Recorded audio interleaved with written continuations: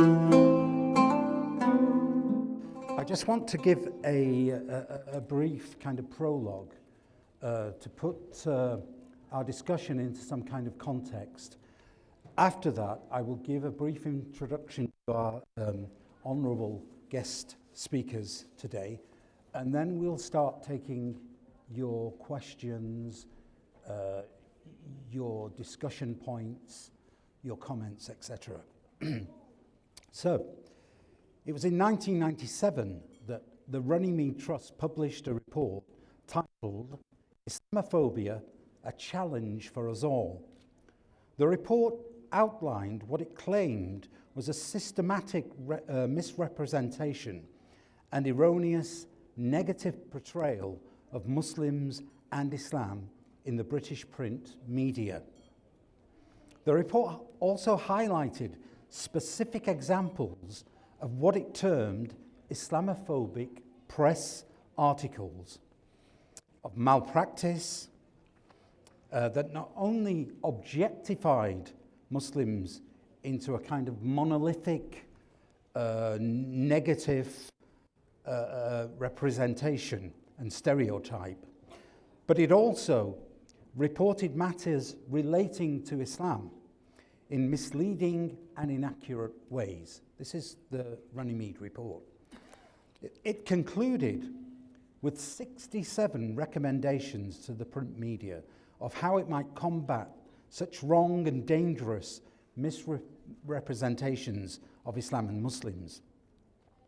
After the initial interest and impact of the report's launch, the then Labour government largely dismissed the report and refused to acknowledge the phenomenon with suitable outlawing legislation.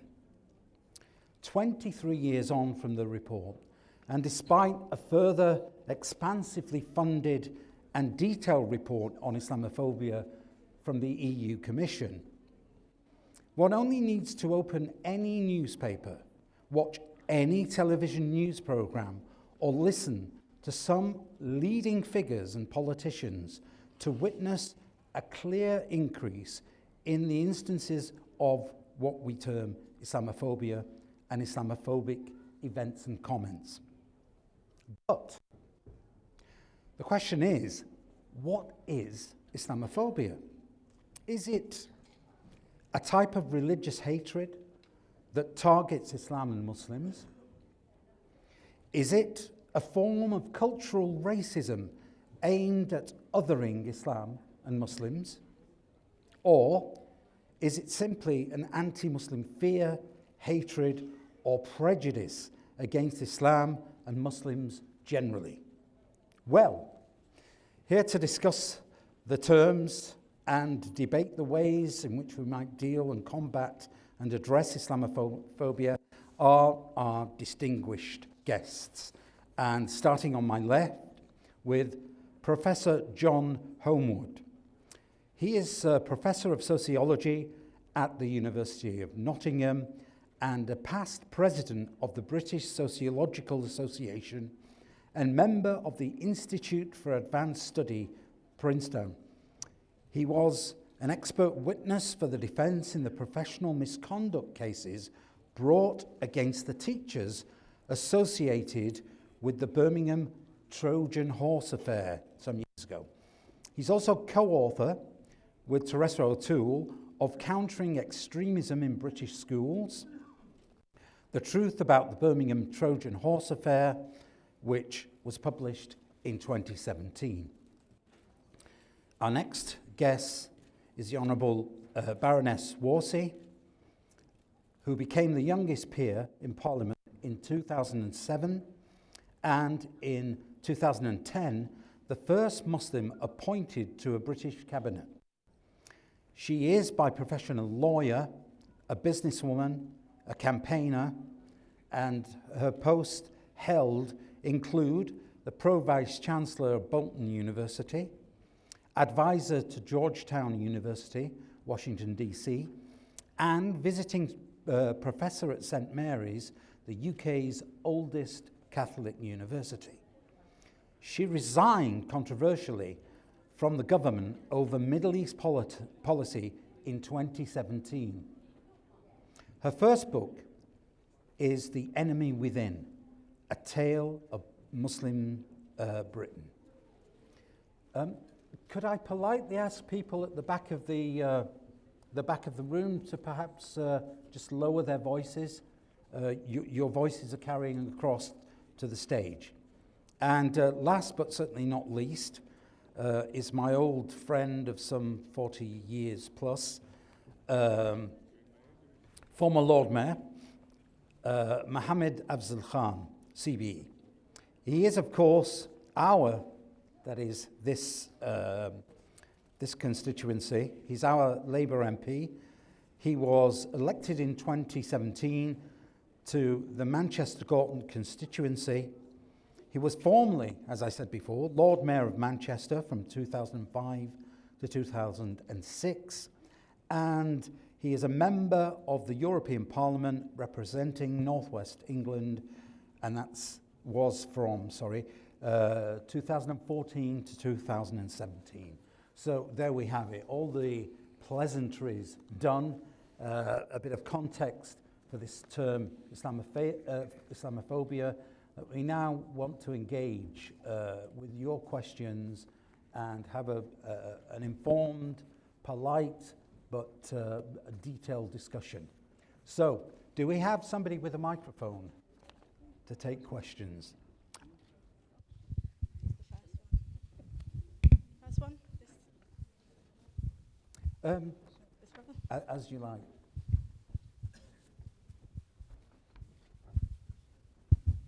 Jazakumullah, thank you very much for coming. My name is Dr. Abdul Aziz. My question is the first, and I think the most important, is to define this Islamophobia, like anti-Semitism, and why the government and the establishment until now cannot agree on a definition of Islamophobia. Thank you. Okay.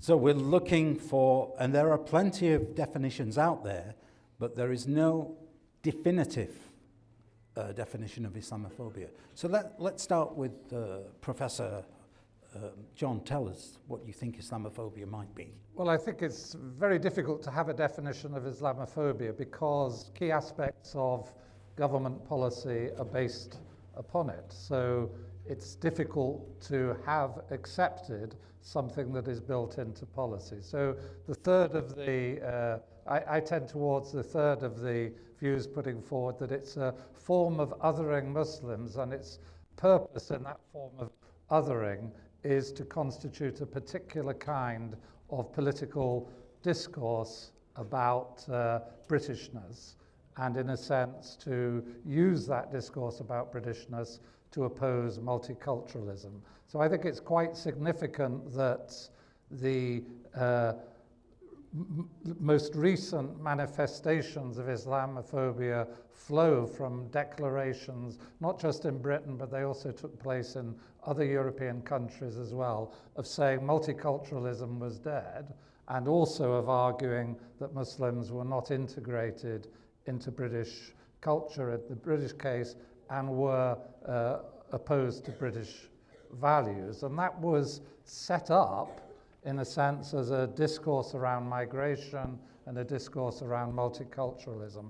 There was absolutely no truth in the allegations, and all the sociological and other studies showed that British Muslims were the communities or communities that were most attached to British values. If one defines British values, and they're not exclusively to Britain, as commitment to democracy, rule of law, tolerance, and so on, British Muslims came out higher than other groups, higher than, for example, the white community in general, and higher than other religious and ethnic groups. So it's peculiar that Muslims are the focus of this group, but it took place at around the time of the rise of the far right within Europe and populism within Britain, and particularly UKIP. So part of what happened, I think, was a attacking of British political culture towards the right. And I don't think it was exclusively conservatives who did that. It was also elements within the Labour Party also involved in articulating that argument about Britishness. And I think it's the way it's been used against multiculturalism and to encourage an idea that multiculturalism has failed, when in fact multiculturalism in Britain has, in my view, and in most of the data that's available on it, it has succeeded. Okay, so John is framing it in largely the changing political situation across Europe and Britain, if you like, a kind of an attack on perceived multiculturalism. Baroness Warsi. I actually think it's quite easy to define. And the reason why I say that is because it is a basic human instinct to say whether you're a woman, whether you're a different race, different religion, different sexuality. In society, you want to say that I have got equal worth and equal value.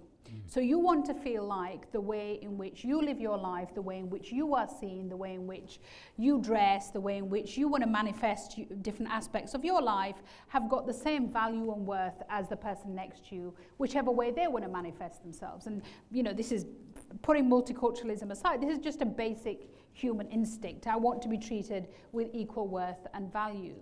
And I think that the essential element of how you define Islamophobia has got to be in a way in which the vast majority of British Muslim communities feel like it speaks to them. And so we started an exercise about a year and a half ago, precisely because there wasn't one agreed definition, precisely because the word Islamophobia itself was seen as being controversial. We started an exercise, the largest consultation exercise that's been done around the issue of Islamophobia. By we, I mean parliamentarians, the all-party parliamentary group on British Muslims, of which Afzal is also a member. Both of us are members of that group. It's a group that was originally chaired by Wes Streeting and Anna Soubry, and it is currently being put back together again after the new general election. And the definition that we came up with this, that Islamophobia is rooted in racism and is a form of racism that targets expressions of Muslimness or perceived Muslimness. That's the definition. It's a form of racism that targets expressions of Muslimness or perceived Muslimness. And we found that when we went out and engaged across the country, both with Muslim communities and others, that this was the definition which got the largest amount of support. It's supported by over 800 individual organizations and institutions, activists from British Muslim communities. It's supported by something like 700 and odd academics who have worked in this area and who are experts in this area. It's been adopted by the Labour Party, the Liberal Democrat Party, Plaid, the SNP. Indeed, it's even been adopted by the Conservative Party in Scotland. The only party it hasn't been adopted by is the Conservative Party in Westminster. It's been adopted, it now has the support of the police after initial misinformation about the definition and misreporting. It has the support of the National Union of Students. It has the support of the Mayor of London, the Mayor of Manchester. So this is probably the widest and broadest definition of Islamophobia that is accepted by a broad range of public sector bodies, but most importantly, it is accepted by the vast number of British Muslim communities. Does everybody in the British Muslim community agree with that definition? Of course they don't. I mean, you take the definition of racism, those of you who will remember the race relations space, we had a definition about whether it should be racism, racialism, whether it was right, whether the definition was right. Does everybody in the British Jewish community accept the definition of anti-Semitism, that the IHRA? No, of course they don't. So therefore, are we going to get absolute unanimity on this definition? No, we are not. But are we going to get the vast majority behind it? Yes, we already have. So my view is that it is now time for us to say that this is the definition, and we need to get on with trying to get public sector bodies to start to implement it. Now, what does it actually mean? When we started off on this journey, and I'm sure Afzal will go into it in possibly a little more detail, there were a few basic principles that we started with.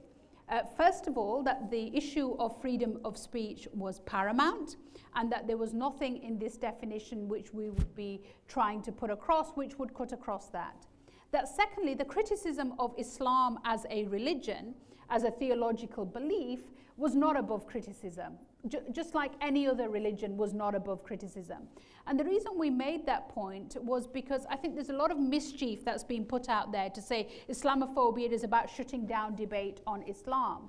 And we took some fantastic evidence from some good scholars, including Professor Tim Winters, Sheikh Hakeem Murad, and others, who said that the issue of debate, discussion, disagreement in Islam has fundamentally been a part of Islam. So therefore, to have a discussion and a disagreement about Islam and question various kind of interpretations of it is fundamentally a part of the way in which it has always been done for hundreds of years.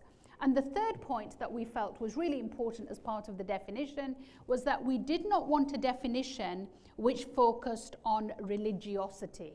How religious you are, how religious you're not, what you wear, how you pray, what you believe in, which sect you belong to. That actually those were theological discussions which were part and parcel of a religious discussion which was happening in every religion. What we were interested in was Muslimness or perceived Muslimness. So if a Sikh man is beaten up, and he's beaten up because he's perceived to be Muslim, because they thought the turban was a manifestation of Muslimness, then he is as much a victim of an Islamophobic crime as somebody who may belong to the religion. That actually, if you are somebody who is called, I don't know, Mohammed Seddon, and you are not Muslim, and you know, if that was the person that you were, or then the fact that you were called Mohammed Seddon and people perceived you to be Muslim was enough of a reason. And one of the examples that I gave at the time was that even though that our Chancellor Sajid Javid has on many occasions said that he's not a practicing Muslim, he doesn't see it as a part of his identity in the way that Christian is the only religion that is practiced in his home. The fact that people were online calling him a political jihadist because he had the name Sajid Javid, and that was enough for him to be subjected to Islamophobic abuse, was enough. So actually it's not about religiosity, it's not about how you pray, it's not about what sect you belong to, it's not about stopping down a criticism of Islam. It's about saying that people who are Muslim or perceived to be Muslim, so a young man in London, an Italian guy, was beaten up because they thought he was Muslim because he had a certain skin tone. He wasn't, we don't even know what his religion was. He was just an Italian guy in London, and he was beaten up. The case went to the Old Bailey, and this evidence came to light. That actually, if what you are saying is the way I am treating this person is different, and I do not see them as having equal worth or value, whether that's through a physical attack, a verbal attack, the way in which communities are demonized, the way in which communities, when they apply for jobs, are treated, when you apply for car insurance, if you know him as Muhammad Ali, it's likely to be higher than if you call Peter Smith. That is actually fact. We looked at this when we looked at the evidence. Then that is enough to show that it's a form of racism which targets expressions of Muslimness or perceived Muslimness. I think we're there with the definition, ladies and gentlemen. I think the job now is for us to go on to, in each of the organizations that we belong to, and say, get on with it and adopt it and start to measure yourself against this. And I think that sadly, those organizations that are failing to adopt this definition, and in politics, sadly, it is the Conservative Party in Westminster, are probably doing so because at the back of their mind, they are acutely aware that if they adopt the definition, they're likely to fail in terms of their conduct. Okay, thank you, Baroness Warsi. A very articulated and a very heartfelt definition there, framed largely in terms of cultural racism, if I may kind of boulderize what the Baroness has said.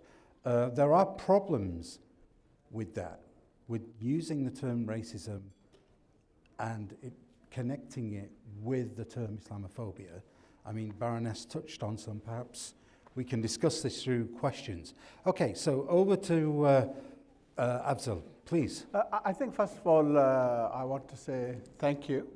I think it's amazing, this festival for 2 weeks of lots of different 50+ activities, events they're doing. And this event itself is pretty important. It's important to me, to every one of us, and many of you are sitting in this room. And second thing is, I think Sayeeda Warsi has done a good justice to this, because we work closely on this whole subject for a number of years now. And I think the British Muslim APPG has done good work on this. The only thing I want to add here, probably it may not be even adding anything, is that the fact is that the ordinary Muslims, whether in Britain, whether in Europe, or many other parts of the world, are suffering from this Islamophobia. And as any government, you have a duty to make sure that doesn't happen. So there's a huge evidence that it's actually happening, and you could even argue that it's getting worse instead of getting better. And then the second point I think in there is that we can't wait here for this idea that the definition has to be perfect. I think that's just not right. And I think equally, knowing that the Muslims are 1.6, 1.8 billion, that we have to now sit back till we get unanimity on this. That again is not really practical. It doesn't make sense. So waiting for this perfection or unanimity, actually the result would be that the Muslims will carry on suffering. They'll be suffering in all sorts of different ways. Different part of the Muslim community would be suffering. The young people, their future will be affected by this as well. Many of our sisters, triple whammy they're getting, that'll be happening. So we just shouldn't be doing this. Then I think the issue then is, if you look at the example was given Hira, I was involved with the Hira definition. At the time I was a European Member of Parliament, and I was pushing for this definition. And I was absolutely clear at that time. And many of those people who were engaged with this, they understood this, that the definition that we have of Hira, the one which was being pushed and which has been accepted, is not set in stone. And I think it's also important to understand, as a society, we move around, we evolve, and what's acceptable now may be something different down the road. So by putting something set in stone like that, you're also doing injustice to this. So in that sense, I think the pressure has to be piled on the government, because you've heard from Sister Sayeeda Warsi that all the political parties, even part of the Conservative Party, have accepted it. The evidence that is coming out again and again, that actually the government needs to back off. They've said they'll do this, they said they'll have independent inquiries, they haven't done that. There's so much evidence that there is a huge problem within the Conservative Party of this issue. They have a double duty for both parties' perspective, because they want to make sure every section of the British society will be able to join them. And if this sort of attitude is there against the Muslims, well, less Muslims will join them. And that's probably good for Labour Party. I'm from Labour Party, but that's not good for society. So that's why, and secondly, they're in government, they have a duty to make sure to do that. So I hope the government actually sit up and get on with this and accept the definition which we have done. And, you know, and I think if I can just come back on that, the sad thing with my party is that it has been brought to this issue kicking and screaming. And each time it's had to give way. So if we go back, say, 3 or 4 years, when I first started saying we have a real issue of Islamophobia within our own party and we need to clean this up, the party's response was, no, it doesn't exist. I mean, you know, the letter I wrote to Theresa May, who was Prime Minister at the time, when she replied, was just absolute flim-flam nonsense. You know, we care about all sorts of forms of equality, but actually it really doesn't exist. When the evidence was then presented to the party, dossier after dossier after dossier, we had to then stand back and say, oh, well, maybe we do have issues. Then we said to the party, actually, you need to have a definition. And the initial reaction from the government was, no, we don't need a definition of Islamophobia. And anyway, we can't, there isn't one that everybody can agree on. When the all-party parliamentary group on British Muslims went away and got this more or less agreement, certainly amongst British Muslim communities, to this definition, they said, oh, well, we will have a definition, just not the one that the Muslims want. So again, kicking and screaming. Now, what they've said is, we know there's a definition, and we know both British Muslims have accepted it, but we are now going to appoint the grand total of 2 new people who are going to go out and do everything that you've done, and then are going to come up with their own version of the definition, of which of the 2 people, one has been appointed, and he believes that the APPG definition of British Muslims is fine. And then they said, well, we don't want to, we said, look, it's important for you to have an inquiry, a root and branch approach to rooting out any form of racism within the party. And this was, you know, I mean, I served as a chairman of this party. I genuinely wanted this party to be a party which felt that which everybody felt in this country they felt they could be a part of. And so the initial reaction was, oh, no, we're not going to have an inquiry. And then kicking and screaming, lo and behold, we now have an inquiry. So I think my argument is, and I would probably take some comfort from the fact that, if we can find some good news in this bad news. The bad news is my party don't get it and have taken a long time to get it. The good news is they're losing this battle. And it's only a question of time when they're going to have to deal with this issue, because we have a young, vibrant, engaged community, a growing community, where half the community is under the age of 20.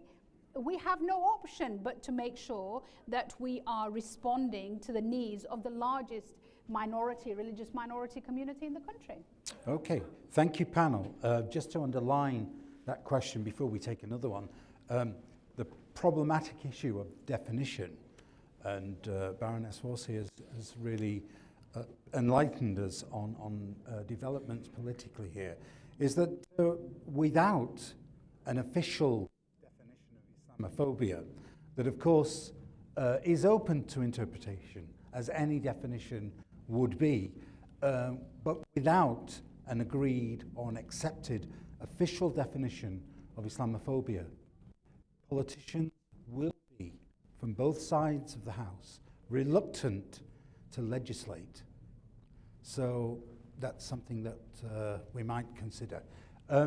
Let's. To be fair, sorry if I can yes, come up on that. please. So the working definition, the APPG British Muslim definition, just like the IHRA definition of anti-Semitism, neither of them require legislation.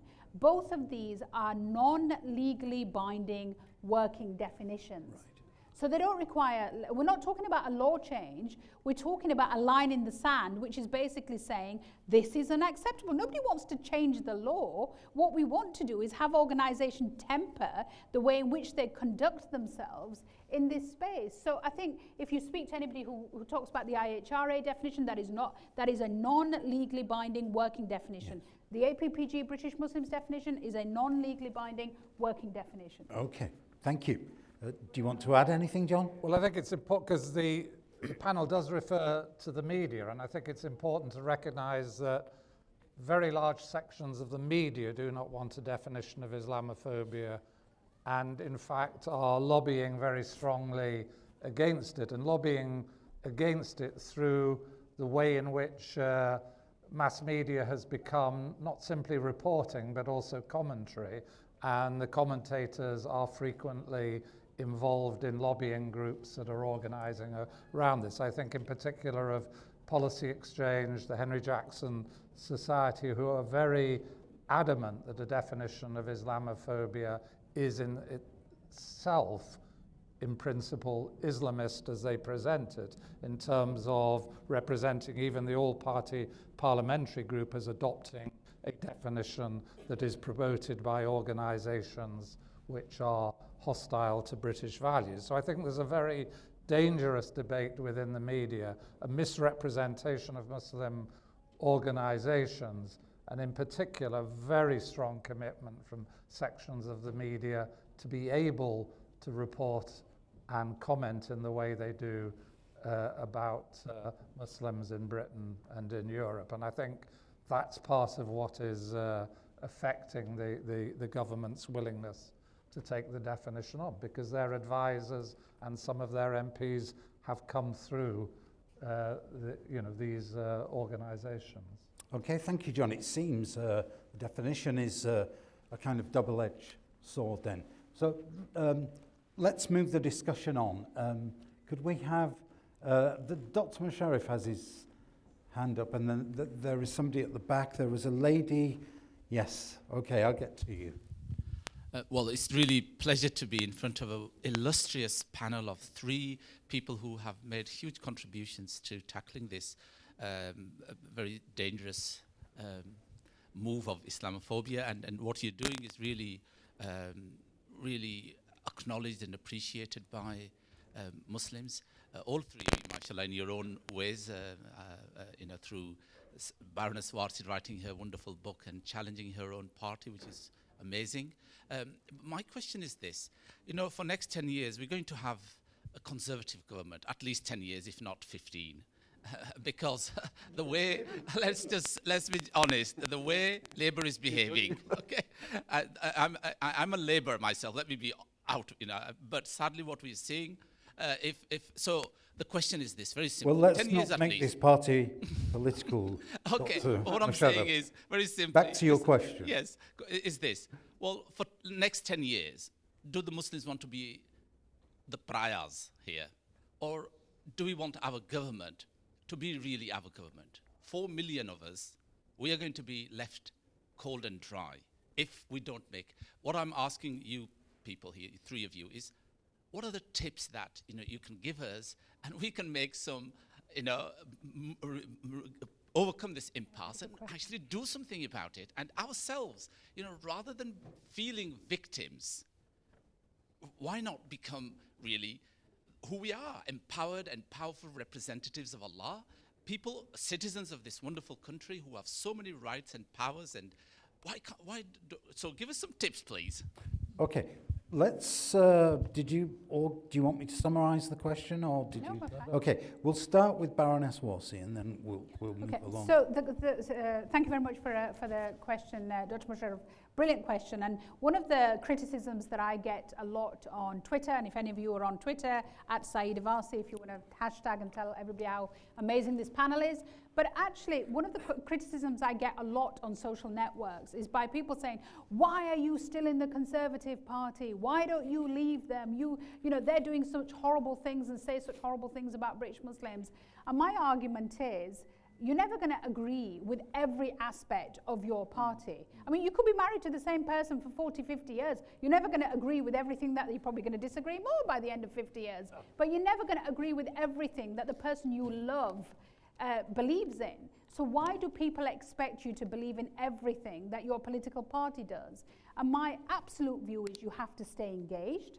I am a Conservative. I am going to stay a part of that party. But that does not mean, and this is where I think we've got to draw a line, it can't be either one or the other. It can't be I will be a Conservative on the Conservative Party's terms, which means I'll get my head down and I'll just put up with all the nonsense that there is around this issue of the way in which British Muslim communities are treated and policies are made around them, or I'm going to leave.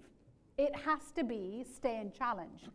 And that means British Muslims have to join the political parties, including the Conservative Party. They have to stand for office. The only caveat I would have to that, and this is something which I'm beginning to now see within the Conservative Party, is that when British Muslims join the Conservative Party, they realise fairly quickly that it's not politically convenient to be a Muslim.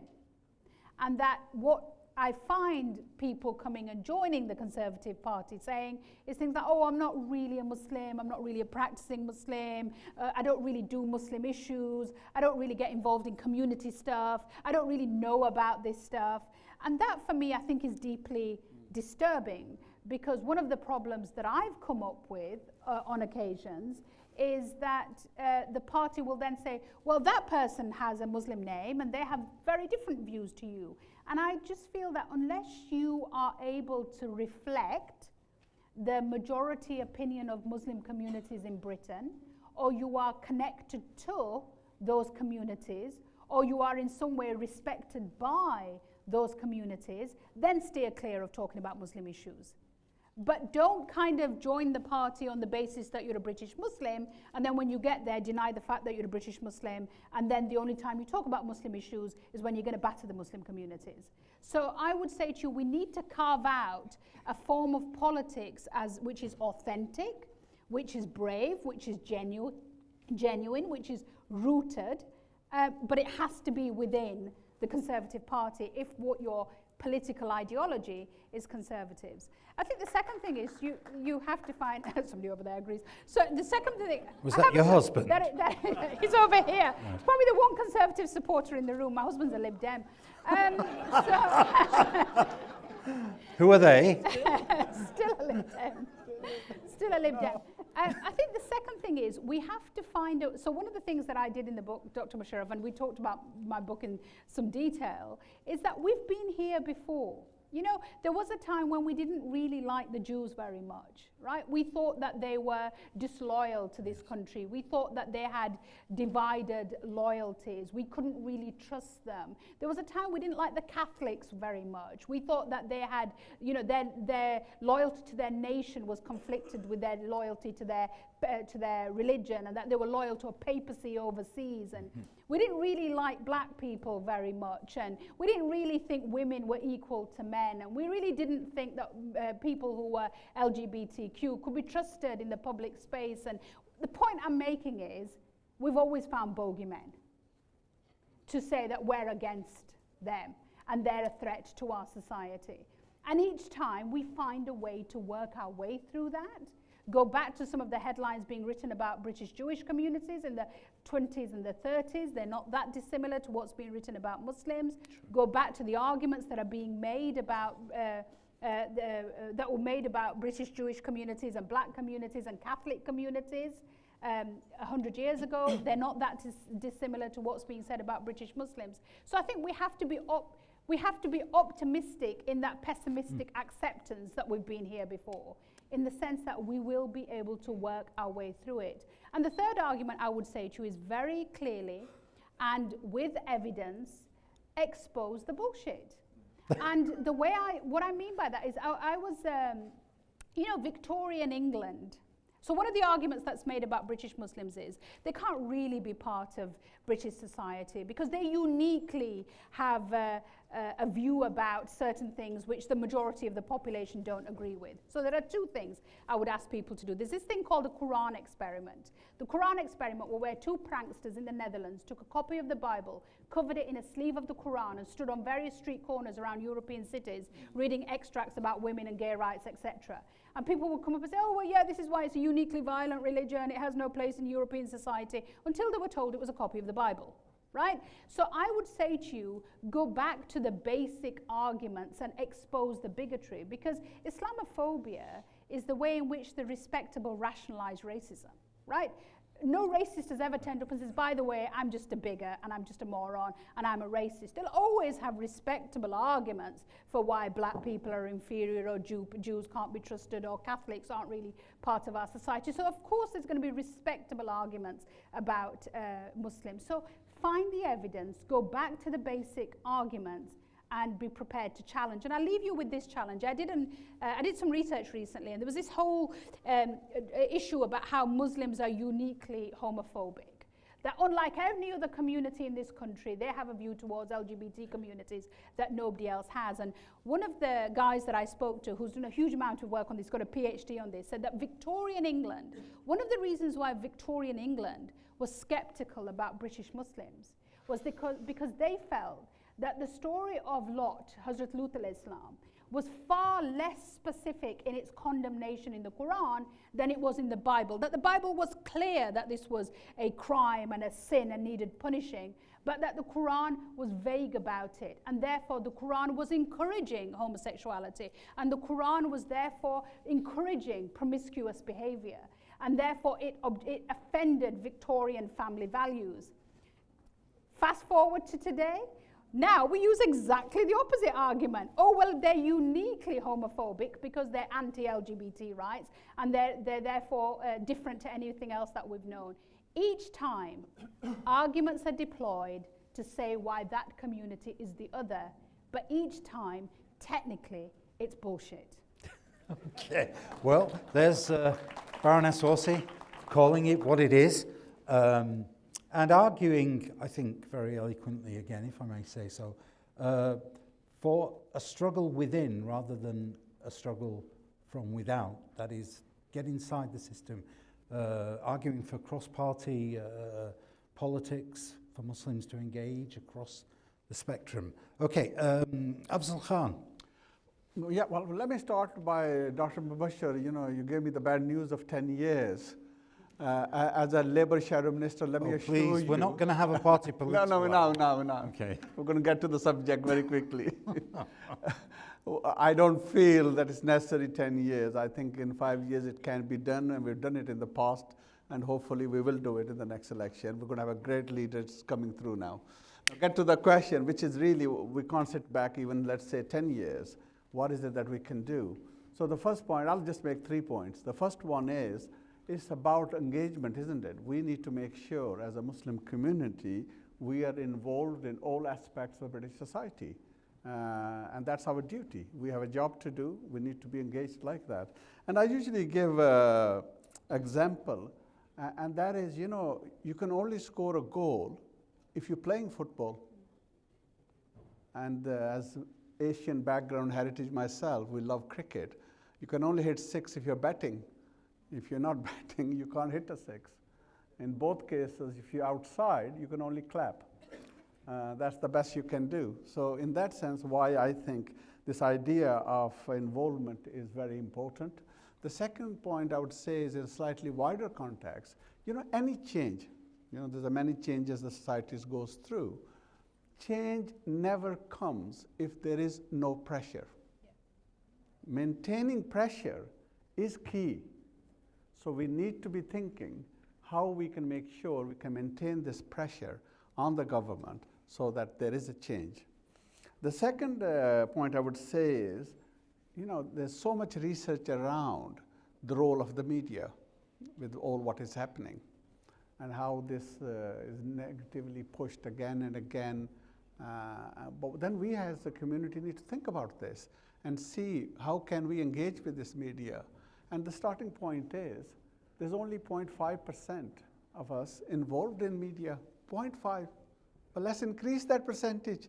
Once we're inside the same idea of engagement, then there'll be more people there who can actually do much better representation, better reporting, better coverage of the whole idea and being challenged at source. So that, I think, is clearly a task which we have to look at. Social media, again, is so much available now. You know, all of us, many of us are engaged with this. Again, things can be used to challenge. Give lots of great examples. You can find in lots of different things to push that forward. And the third point, ultimately, again, very practical idea, is building alliances. It's only through building alliances that you can actually achieve things and change in the parliament as well. So building alliances is also a task for us to do. And I think combining of these 3, we should get results. Thank you. Thank you. Very well put. So basically, Afzal Khan is suggesting that we pick our battles, we decide what the issues are, and then we decide collectively what the appropriate measures are to combat, develop our expertise, particularly in the media, and of course engage and you know, forge alliances. So thank you. Professor. Well, I do, you know, strongly agree with what both have said, and it's, you know, it's both positive and necessary to engage in that way. But there are some risks in engaging, and I think you owe it to other members of your community who are engaging to protect them and support them when they come under pressure, as they will. So part of my background is involvement in the Birmingham Trojan horse affair, and that was a community that engaged with the issue of educational performance in their schools and brought about incredible successes. And they were crushed under media reporting, various forms of official reports. It took 4 years for the cases against the teachers to collapse, but in that time they didn't have, I would say, very much support. And I'm not sort of blaming the local community for that. I blame others who, instigated that. But I think it is important to recognize that when people engage, they are also putting themselves at risk. So you really need to have solidarity with those who engage and not straightforwardly believe the reporting about them. I think even in a lot of Muslim communities in Britain, there's a sense that something did happen in Birmingham. Where's your evidence of something happened in Birmingham? The very media that you are suggesting are problematic and can't necessarily be trusted. So I think there needs also to be trust in and across your own communities, and in a sense when something looks as if it's going wrong and there's a problem, instead of backing off from it, in a sense come forward to try and find out what is happening and to try and lend support. Sometimes obviously people do wrong things, but you can't take it for granted that what is presented against people is what is happening. And so actually successful community engagement was undermined in Alum Rock in Birmingham. And I would say that it, for my sense, was one of the most successful communities in bringing about a dramatic change in the educational outcomes of young people from Muslim backgrounds, but from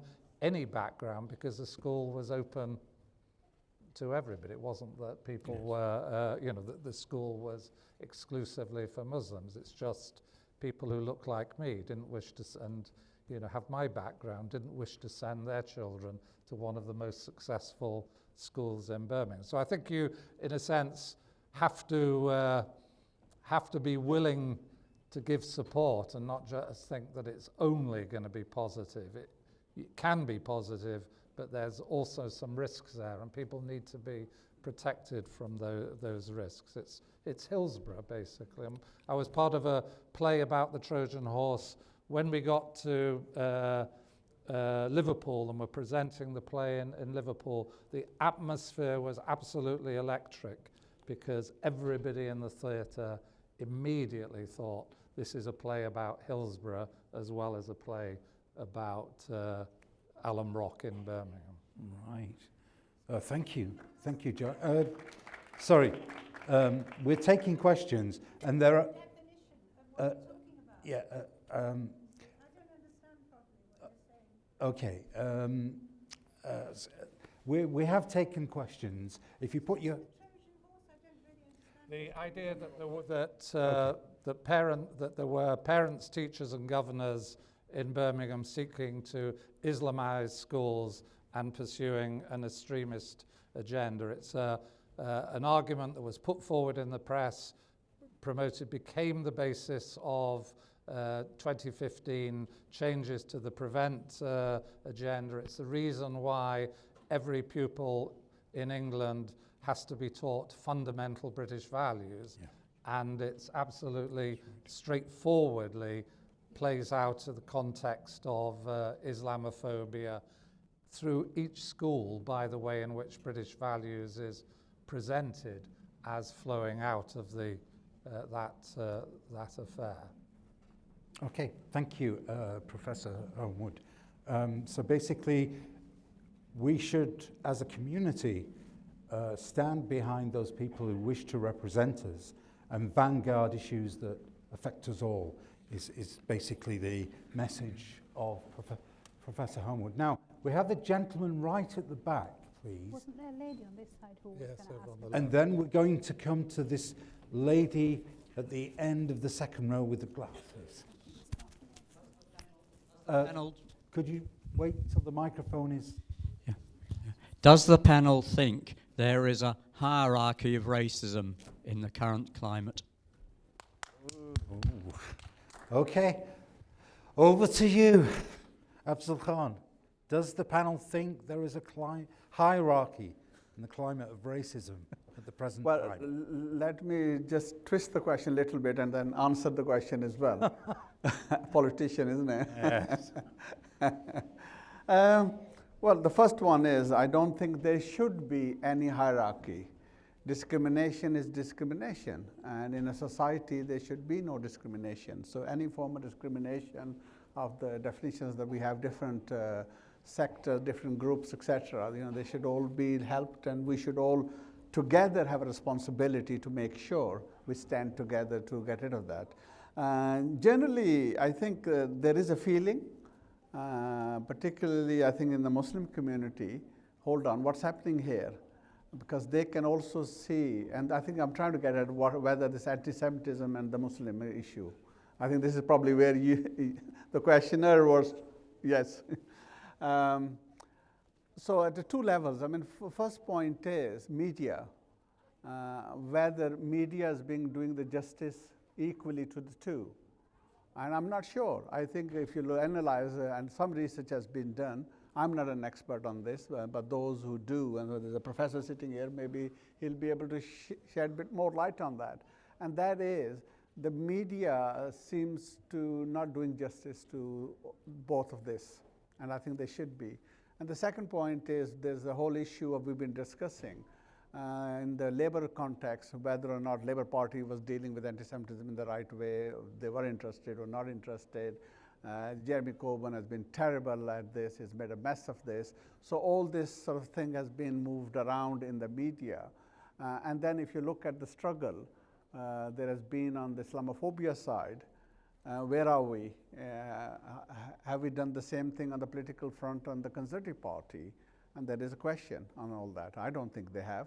I think I've asked 3 questions to the Prime Minister, 3-4 letters to them as well. And we even don't know even what scale of the problem is in the Conservative Party.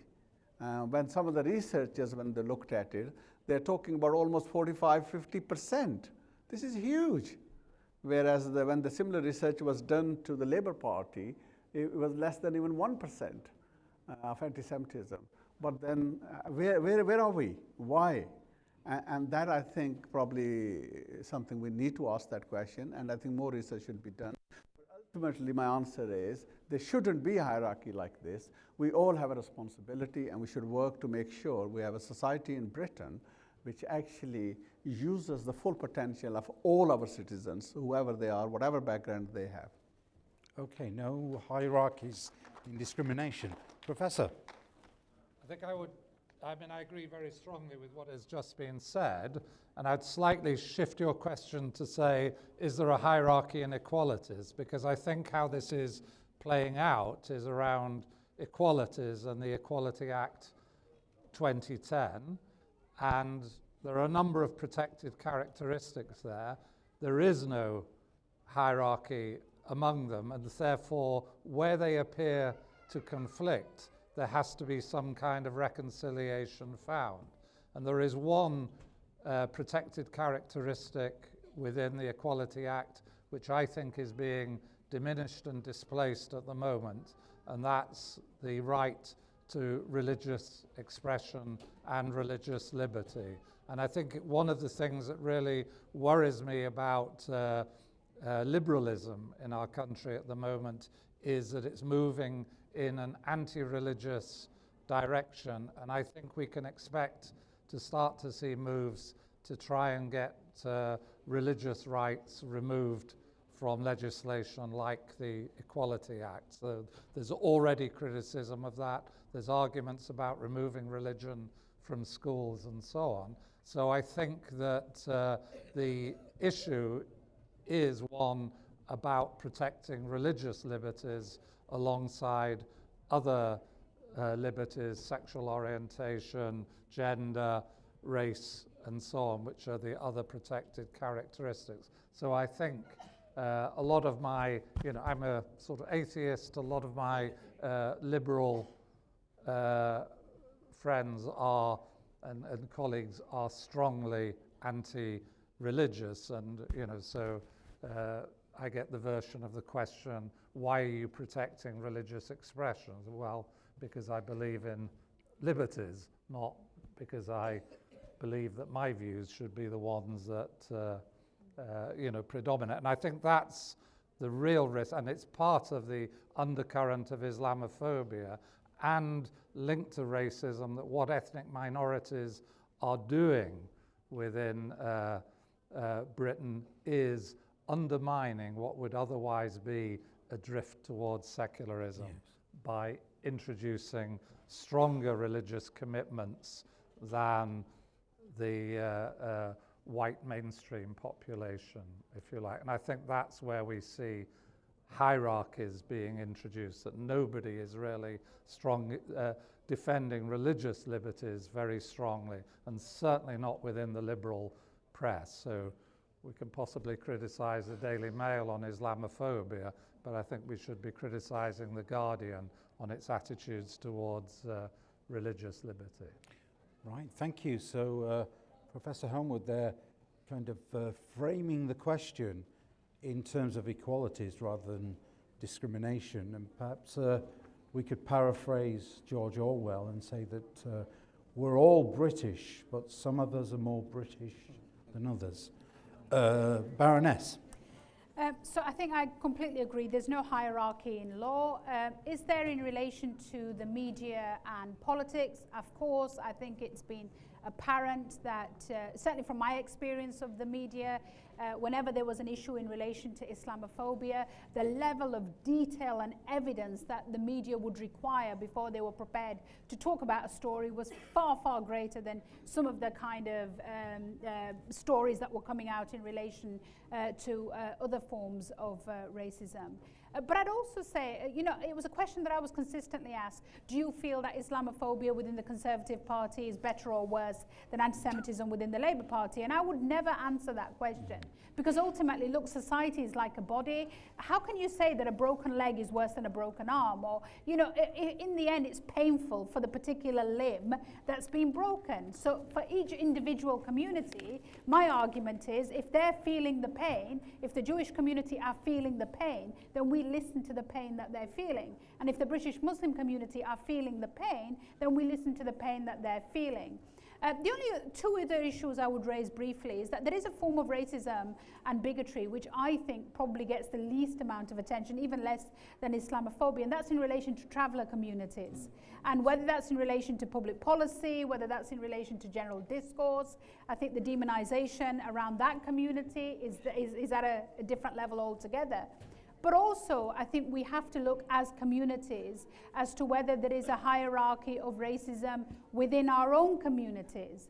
And one of the things that I've talked about, for example, within British Muslim communities is that we talk about Islamophobia, but do we address the kinds of racisms that exist within our communities? I mean, anti-blackness, for example, is a huge issue within British Muslim communities. Black British Muslims,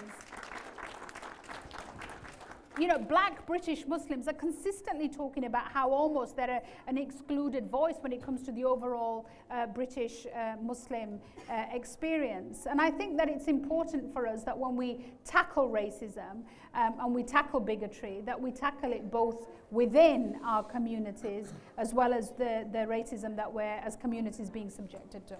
Thank you.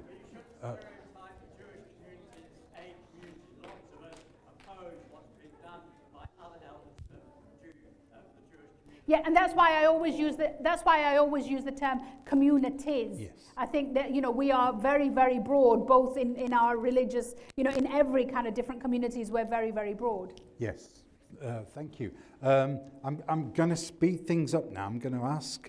We've got about 25 minutes left, so I'm going to speed up my interaction. I'm going to ask you to be as concise as you can with your answers so that we can get more questions in. So the lady with the glasses at the end of the second row there, please. Yeah, and can I ask people at the back who are taking refreshments, if you could kindly reduce your noise. And parents, if your kids are there grabbing biscuits and, you know, sugary drinks, please make sure that you're supervising them. Okay, sorry. Thank you. Could you stand up, please? Yeah, I think we're all aware that there's a real rise in the extreme right in this country, and that's a huge concern for everybody in the community. And you've all spoken about the media and the role that the media plays, both the mainstream media and social media, which is quite a dangerous tool in this respect. So what can be done as a community to rise against that? And also in terms of the government, what does the government see as their role in terms of fake news and the rise of the extreme right? Okay, thank you. A number of questions in parenthesis there. John, could you? Well, I think it returns to the point I made at the start, that part of the context we're in is where the argument against multiculturalism legitimated a particular way of representing that different ethnic minorities and so on represented a threat to integration within the country. So I think it's really worrying that, and it's the former counter-terrorism officer at the Metropolitan Police said, well, the far right is a risk, but part of the explanation of the far right is the lack of integration in the country. So in a sense, British Muslims were to be blamed both for the issue of radical Islamic extremism, but also for far-right extremism by not being integrated. So what we really need, I think what we really need is a robust defense of the success of multiculturalism. One of the things that is striking in Britain is that ethnic minorities, who generally represent poorer communities in Britain, their children are doing much more successfully than is the case of white British pupils. So there is actually an indication of high levels of commitment, high levels of integration with values of success, achievement, and so on, within groups that are represented as multicultural and as both, and also as not integrated. And I think we really need politicians and also to emphasize in the media that there is incredible success within ethnic minority communities in Britain, and the issue of integration doesn't lie where they believe it to lie, but lies in a sense with some aspects of the white British communities. Okay, thank you. Baroness? So the government's policy on counter-extremism is supposed to be colourblind and ideology blind. So consistently you'll hear ministers say we tackle all forms of extremism, that includes far-right extremism. And the only, and so the premise we have to start with is to say, well, okay, what kinds of extremism are defined in government policy? The only form of extremism that's defined in a published government policy is Islamism. And therefore, I think the first thing we have to ask government is, if we're dealing with all forms of extremism, then why isn't the definition of far-right extremism published? Why isn't it in a publicly available document where we can say what it is that we're measuring it against? The second thing is, and I think this is going to be quite an interesting development, I think we're on a bit of a collision course for a policy that was really made to deal with Muslims is now going to have to be adopted in other spaces with all sorts of unintended consequences. So you'll recall some time ago there was a policy around monitoring madrasas. And somebody stood up and said, this is really ridiculous, because if we're going to, and at the time I said, well, you can't make a policy for a particular group, because that's really bad policy making. Every policy that's made has to have consistent application. It's the issue we're dealing with, not the community. And so we then said that that policy had to be around supplementary religious schools. And then somebody stood up and said, oh, are you talking about Sunday schools? And the minister said, no, we're not talking about Sunday schools. In other words, what we're doing is we're talking about the Muslims.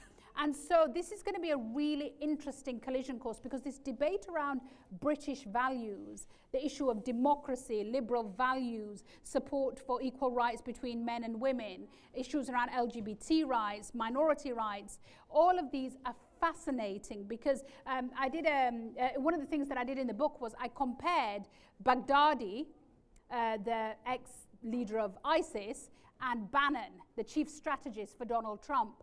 And they are, pound for pound, the same man, right? Their views towards women, their views towards liberalism, their views towards LGBT rights, their nature of leadership, their attitude towards other minorities, they are literally the same man, right? And I actually think that this is going to be a really interesting phenomenon, because if our policy is, and government policy is, to ensure that we do not engage with extremists, that would really shut out the President of the United States, right? So I think we're going to have to do some really serious thinking about this, to say either we fundamentally believe in these values, or they were a stick with which we just beat minority communities. And if we fundamentally believe in these values, I think, and we should fundamentally all believe in these values, I think it will be the perfect space within which to challenge this rising illiberalism that we're finding as part of the far-right extremist rise. Thank you. I think we had two excellent responses already here, and I agree wholeheartedly with both of them, actually, what they've said. Let me start with probably the prevent side of things and where things are moving, because something I've been engaged with probably from day one, and keeping an eye on it as well. I think the government has been struggling on this. I mean, I have been piling pressure on them that at least they need to have an independent review of this, and at least then for us as a society to look at it and to see what has worked, what hasn't worked, and then we can actually move to probably a better place, which actually works better for the society. We know that currently about a third of referrals are now coming from far right. So there is an issue here. All the challenges that Sayeeda has talked about, it's going to actually hit us. There's no question about that. If we don't get it sorted out in the right way, they are going to hit us. And then two other bits around here is, one is the multiculturalism and about celebration and accepting that. I have an interesting story. Some time back I was traveling, and next to me was someone, chief executive of a very big institution in Greater Manchester, and we got talking about multiculturalism, and he came out and suddenly said, no, I don't agree with it. And I came out and said, I agree with it. So we got the discussion going, and I had a really bizarre definition from this person, and he said to me, multiculturalism is like a washing machine. So I said, I've heard lots of different definitions of multiculturalism. I have never come across washing machine. So I said, please expand on this idea, how you see this, why you don't like it. And he said, well, to me, multiculturalism is like different colors, and you put them in the washing machine, and the color runs, and you mess everything up. I said, oh, I see. This is how you're defining it. And I said, if that's the case, I don't think I like it as well. And then he turned the question around to me, and he said, well, okay, you say you like it, so how is it to you? And I gave him an analogy of almost like a garden and flowers and different colors, fragrance and all that. And I said, I love this. I think it's amazing. This is how I see it. And he said, yeah, I like it too. So I think we need to push a bit deeper and then understand. And I think you'll see that maybe lots of us will actually agree. There will be small element who won't agree, and there will be discussion that needs to be had. But we shouldn't forget the key point. And that point, I think, to me is, where are we in world? And in the way we are in world actually is the means we have now to travel. We have never had this before. It's amazing. You know, I used to, as a MEP, I used to fly from Manchester Airport. In 1 hour, I would be in Brussels. Another half an hour from the airport, I'll be in Parliament. It's amazing. The means to communicate, again, is incredible. The systems that we have. I was at a mosque once talking, and then somebody took my picture and sent to somebody in Lahore. And the person in Lahore sent the picture back to me. And I was looking at it from Lahore, and I'm still in the mosque. So these things are actually making the world, in that sense, a village. More and more of us are going to be coming across. So we should use that opportunity to enrich ourselves, enrich our lives. And that then takes you to the practical point, how do we move around then? And that for me is, what do we do with the public space? How do we make sure that the public space is available to bring people together for us to then reach out? And then we also have a responsibility in this, and that is taking a step towards one another. And by you doing that step towards one another, then we enrich ourselves. And that responsibility isn't for one side. That responsibility is for all of us that taking that step forward. And that's the where, this respect and other things kick in as well. And this is where we need to move. And the debate around integration is really important. Are people living separate lives because they choose to live separate lives? And all the statistics and evidence show, even after the Burnley riots, when they did, they had a research project there which clearly showed that Muslims want to live in more mixed communities, they want to have a mixed neighborhood. There are very, very few communities in Britain that want to live completely isolated lives. You've got some very conservative religious communities, you've got potentially the Plymouth Brethren, you've got a couple of other communities who might say, I want to live in a community where everybody around me is just like me. But most integration issues are because people don't have a choice about where they live. And so, I always say integration is a really good middle-class pastime. It doesn't matter what colour I am or what colour my neighbours are, what religion they are. If all our kids go to the very nice school and we all ski in the same resort and we all have the same dinner set, my God, we've got a lot to talk about, right? We're going to be all right. We're all going to mix in certain spaces because we all have the privilege of success. But if you are living in a place where you can't afford to get out of that place, it's the only housing you've been offered, it's the only, your kids are going to go to the school because that's the only school that they've been offered, and if everybody else around them looks just like them in that school, that's not a choice. So government, I think, should spend less time with its stick saying, can you all integrate, and more time helping people to make sure that they are socially successful and economically successful enough to have the privilege and choice of integration. Thank you.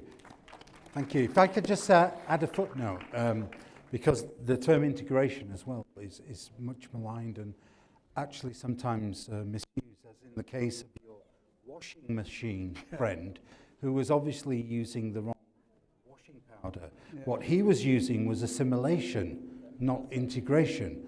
Integration allows for a multicultural society where each community is respected in its own right.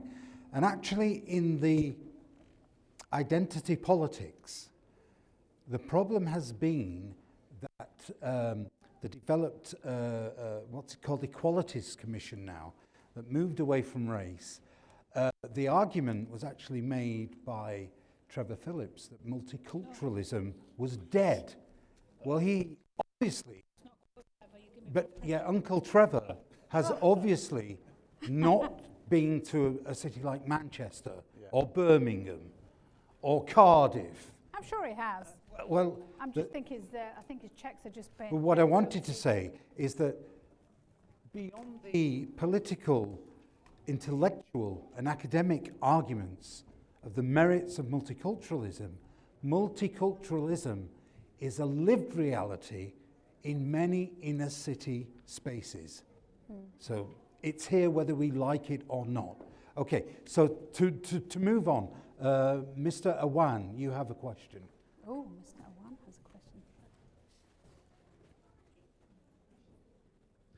Okay, thank you very much for the panel. For those of you who may not know, Baroness Warsi, when she was Minister of Faith and Communities, helped set up the anti-Muslim hatred working group in government, which is, is a great move, and I think she should be congratulated for that if you don't know that. We were talking about integration, we were talking about definitions earlier on. Actually, what is the definition of integration? It's one of the sticks that's used to beat the Muslim community with, but tell me, what is the definition of integration? They haven't given that. My father gave me a really good definition of integration when we were little, when we came to this country. He said, children, when you're living in this country, adopt the best of British values and maintain the best of your Pakistani values, and ditch the worst of your Pakistani values, but don't go near the worst of the British values. Every culture has good and bad values. And I think that's the best definition of integration that I have lived by. Adopt the best of British values and the best of Pakistani values. So you actually enriched by both. But in terms of integration and that stick that's used to beat the Muslim community with, and again, another great initiative by Baroness Warsi when she was in government was remembering Srebrenica, which has been an amazing success, is that the Bosnian community, the Bosnian Muslims were the most integrated community that you could find anywhere if you wanted to use a kind of definition of integration. Bosnian Muslims, Serbs, etc., Croats, all intermarried, they went to the same schools, etc., etc. But that did not stop the hatred against them. So to say to us, well, you need to be more integrated and therefore the hatred will be reduced, well, the evidence of Bosnia does not show that. So I think this whole integration thing is a bit of a white elephant or a red herring. Sorry, wrong metaphor. Can I just come back? Is there a question in there? Or Can I just come back on that? So it's absolutely right, Iftihar. And there are two other examples that we can give. One of the reasons why there was so much anti-Semitism in the lead up to what eventually became the Holocaust was because there was a feeling in Europe that these Jews were everywhere. They were integrated. They were part of our mainstream societies, and we couldn't work out who they were. So we needed to stick yellow stars on them. So this was a community that was seen as a threat because it was integrated. The Bosnian example that you give, intermarriage in Sarajevo was one of the highest between different religious groups anywhere in Europe, and yet that's where this genocide occurred. But there's also an interesting UK example. So one of the first early arrivals of British Muslim communities were the seamen who arrived predominantly from North Africa. And they arrived into South Shields. And when these men arrived and they started working in the docklands, they were hard-working men. And some of the local girls became quite enamored with these hard-working, exotic-looking men. And some of them ended up having relationships, and some of them ended up marrying them.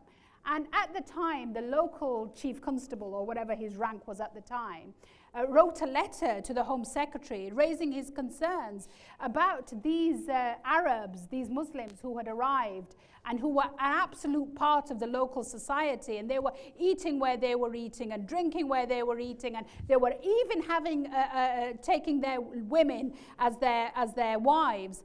And there was a concern that we needed to separate them off. They were too integrated for us. And one of the arguments that was made at the time was that these young girls who were marrying these men were bringing shame to our society, because these men were too integrated. So I think I go back to the argument that I made at the beginning. Yes, there are some issues around, are there certain separatist communities, a very, very small number, but the majority of the Islamophobia that we're seeing today is racism, which is reasoned in respectable arguments. One of the big arguments that we all hear at the moment, and I think it's important in these discussions that we have quite a frank conversation. There's a big argument at the moment about sexual violence towards kids, and particularly child sexual exploitation. And the argument goes something like this. The reason why these particular men are being picked up in this particular kind of case around child sexual exploitation is because uniquely Muslims are predisposed to paedophilia. And the reason they're uniquely predisposed to paedophilia is because their prophet was married to a woman who was aged 14. So therefore, we have a problem amongst our society. Now, if we want to have an argument about the age of women getting married 2,000 years ago, if we want to talk about how old Mary was when she had Jesus, I think the suggestion is she was about 13 or 14 when she had Jesus. If we want to have an argument about the age of marriage in this country 100 years ago, if we want to have an argument about the age of royalty in this country when they got married, if we want to have an argument about cousin marriages and Victoria and Albert in this country, Then let's have that argument about how society has changed, both in the way in which it views cousin marriages, in the way it views marriage generally, both in the way it views the age of marriage. But let's not uniquely say this was something that is unique to this particular religion, which therefore means this particular religion is predisposed to having this kind of behavior. Let's treat people who commit criminal acts as criminal men who commit all sorts of acts, and the majority of these men are also involved in drugs and other criminal behavior. Let's not try and impose criminality on a faith through this irrational reasoning of racism. Okay, thank you, Baroness. I'm going to go to Professor Holmwood because I'd like him to unpack very succinctly, if you can, these terms that we're using: integration, assimilation, and segregation. Which ones should we be using? Which should we be avoiding?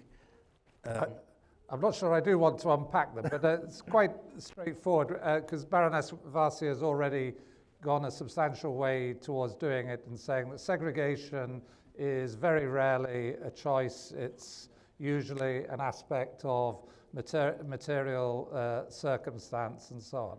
The communities that are most segregated in Britain are wealthy.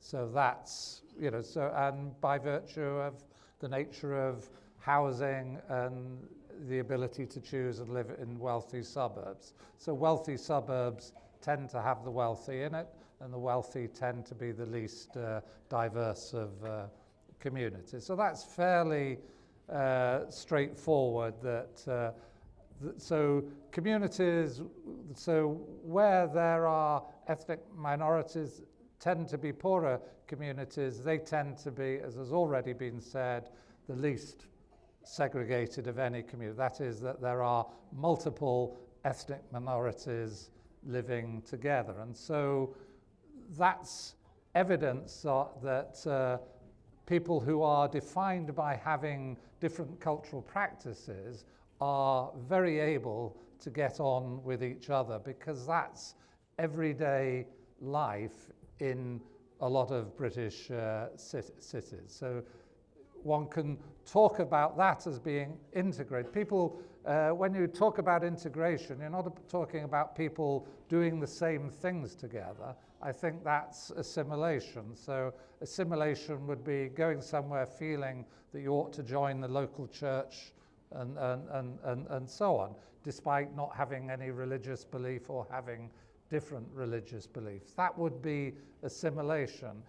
Integration is able to practice difference tolerantly alongside others and operate according to the general norms and practices of the communities within which you're present. And what integration does is involve adjustment by each group to the presence of the other. Adjustment, not assimilation. The problem is that a dominant group doesn't like to adjust. Yes. And that's the real problem. And if that dominant group also has a relationship with the other communities which was constituted in previous domination, I'm talking here about empire and colonialism, it particularly doesn't want to adjust on the basis of equality to people that were previously represented as unequal to them. So I think it's uniquely a problem of any former colonial power, whether that be French or British or Belgian or other, that they have a sense that integration is the failure of others to assimilate and accept the dominance rather than, in a sense, jointly negotiate an equal way of living with difference. Excellent. Thank you. Thank you. Afzal, would you like to comment, add anything?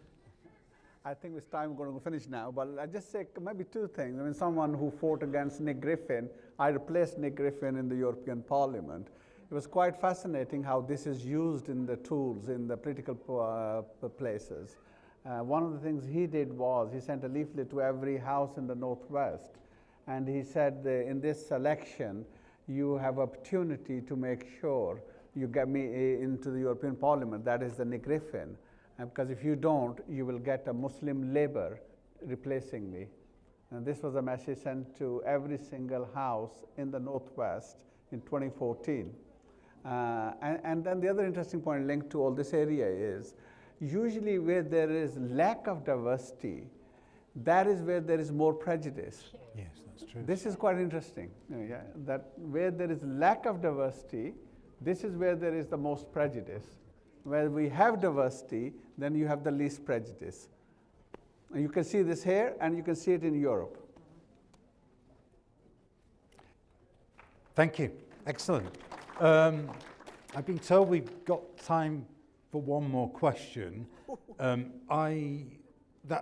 I think might take us beyond our time limit. So what I'm going to do as moderator, I'm going to set a final question, the same question to all the panelists, and maybe you could approach, because we actually, I want to run to time. Moment. I know the final question is from a woman, so I'm trying to say we should have an ask. But the final answer will be from a woman. Yeah, there's a compromise. So, as moderator, regardless of my gender, I will override because I think we should finish on time, and I want us all to take something practical away from this. Many of us have actually, in some way, experienced what we might term as an Islamophobic incident. We've been on the receiving end of it, you know. So what I want to do is ask the panelists, because we've had a very thorough and a wide discussion about Islamophobia and the politics of Islamophobia, and the development of how we might deal with it.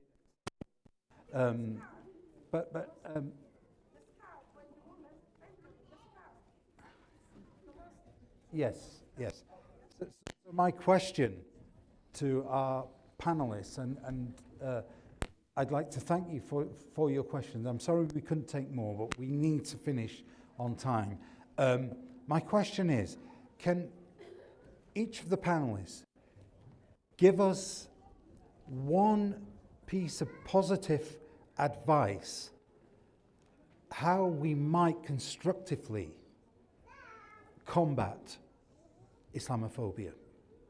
And I use the word combat, but let's say address or combat. Take it as you like. I'll start with Afzal. Yeah. I think I've given my three good ways of actually challenging this to get rid of this. The only thing I want to leave you with is this, something I said before, and that is taking step towards one another. That, I think, is the key, actually. When we are all open to taking the step towards one another, we enrich our lives. And I share with you very personal experience. About 15 odd years ago, I set up a Greater Manchester Muslim Jewish Forum. And the reason I was engaged with setting that up is because I felt, there's so much going on, so much in the Middle East, so much in the media, and I want to bring these two communities together. It's one of the best things I've done in my life. Because when I got engaged with this, it allowed me to understand myself, my own faith, my own culture. I was able to enrich, to understand the Jewish side of things, same, and to discover that there's a huge area that we share. So that what we have in common is always far greater than the difference that we have. And that's my bit I want to leave with you. Take a step towards one another. Okay, so engage, basically. John? Well, I'll just follow up on that. I would say sort of quite often, I have no direct experience of Islamophobia, obviously, but I'm interested in the comment about relation between Jewish and Muslim interfaith relations. I've been involved in quite a few interfaith things, and I'm usually the only atheist there at an interfaith event. And so that's one of the things I think you need to address, that you need to address the prejudices, and we don't think we have prejudices, of atheist, liberal, secular people. You need to I think as liberals, we need to find a way of speaking about religion and recognizing the nature of religious motivation in political life. But you really need to start addressing and challenging non-religious people and the prejudices they hold, because I think they're going to be quite crucial to the future of politics. So the Islamophobia you don't see is actually quite important. It's an undercurrent, I think. Excellent. Okay, thank you. And finally, so I think 3 different scenarios, 3 different positive responses. If you're in the workplace, you're in a formal setting, and somebody says something which is Islamophobic or racist, invariably, I think you can resolve most of them by simply repeating back, usually quite loudly, to the person who said what they've said, exactly what they've said. So if they've said something like, ha ha, don't you look like a terrorist today? You just say, oh, have you just said to me, ha ha, I look like a terrorist? And I tell you, most people will immediately know what they've said is wrong, and they'll back off, and it's a really quick and positive way of making sure you stop it. The second way of dealing with it is humor. I mean, you know, most British people have a great sense of humor. And I honestly think that if you can find a space, the Muslim comedy space is amazing at the moment. It is one of those places where you go in and you think they are probably making more of a difference. The likes of, you know, Guz and the likes of Tez Ilyas and the likes of Abdullah and you know, there's a whole range of them out there. If you look across in the States, Hassan Minhaj, they're making such a huge difference. So I think humor is a really good place. And the third one I would say is just simply love. I have a guy who sends me some really, really vile Islamophobic messages on a regular basis. And I normally ignore him. And then just before Christmas, I kind of thought, oh, I'm sick of ignoring this guy. He's clearly a bit of a saddo. So I tweeted him back very publicly. And I said, dear so-and-so, tell you what, why don't we just have a good cup of Yorkshire tea and some pakoras, and let's talk about this. He didn't reply. But I tell you, the number of offers I've had for a cup of tea and pakoras has risen out of the roof. So just a bit of love, I think, and kindness can sometimes get a completely different reaction. Wonderful, wonderful. Well, I'd like to thank my guests for their frank and detailed discussions. Do feel free to approach any member of the panel before they escape. I'm sorry I couldn't take all of the questions. We're limited to time. But I'd like to thank you as an audience for being patient and engaging with us. And I'd like to say a very big thank you to all of the panelists. And I'd like to thank Macfest for facilitating this wonderful discussion. So thank you very much. Final round of applause.